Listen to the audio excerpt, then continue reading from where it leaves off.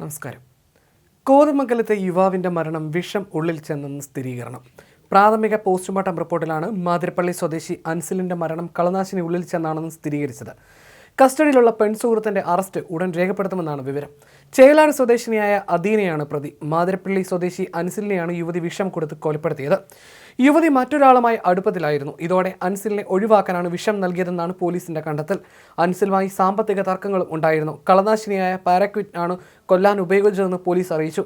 ചേലാടുള്ള കടയിൽ നിന്നുമാണ് അദീന വിഷം വാങ്ങിയത്. വിഷം വാങ്ങി വീട്ടിൽ സൂക്ഷിച്ചു. എന്നാൽ വിഷം കലക്കി നൽകിയത് എന്തിലാണ് എന്നറിയാനുള്ള ശ്രമത്തിലാണ് പോലീസ്. കളമശ്ശേരി മെഡിക്കൽ കോളേജിലായിരുന്നു പോസ്റ്റ്മോർട്ടം നടപടികൾ. അമിത അളവിൽ വിഷം ഉള്ളിൽ ചെന്നതായി റിപ്പോർട്ടിൽ പറയുന്നു. വ്യാഴാഴ്ച രാത്രി 8:30 കൊച്ചിയിലെ സ്വകാര്യ ആശുപത്രിയിൽ ചികിത്സയിൽ കഴിയുമ്പോഴായിരുന്നു അൻസിലിന്റെ മരണം. കാമുകി വീട്ടിൽ വിളിച്ചു വരുത്തി തനിക്ക് വിഷം നൽകിയെന്ന് ആശുപത്രിയിലേക്ക് കൊണ്ടുപോകുന്നതിനിടെ ആംബുലൻസിൽ വെച്ച് അൻസിൽ സുഹൃത്തിനോട് പറഞ്ഞിരുന്നു. സുഹൃത്ത് ഇക്കാര്യം പോലീസിനെ അറിയിച്ചു. ഇതിന് പിന്നാലെയാണ് ചേലാട് സ്വദേശിനിയായ അദീനയെ കോതമംഗലം പോലീസ് കസ്റ്റഡിയിലെടുക്കുന്നത്. വ്യാഴാഴ്ച പുലർച്ചെ 12:20 വരെ അൻസിൽ മൂവാറ്റുപുഴയ്ക്കടുത്തുള്ള പേഴയ്ക്കപ്പള്ളിയിലുണ്ടായിരുന്നു. പിന്നീടാണ് അദീനയുടെ വീട്ടിലേക്ക് എത്തിയത്. ക്രിമിനൽ പശ്ചാത്തലമുള്ള അൻസിൽ വിവാഹിതനാണ്, മക്കളുമുണ്ട്. പെൺസുഹൃത്തുമായി ഏറെക്കാലമായി അൻസിലിന് അടുപ്പമായിരുന്നു.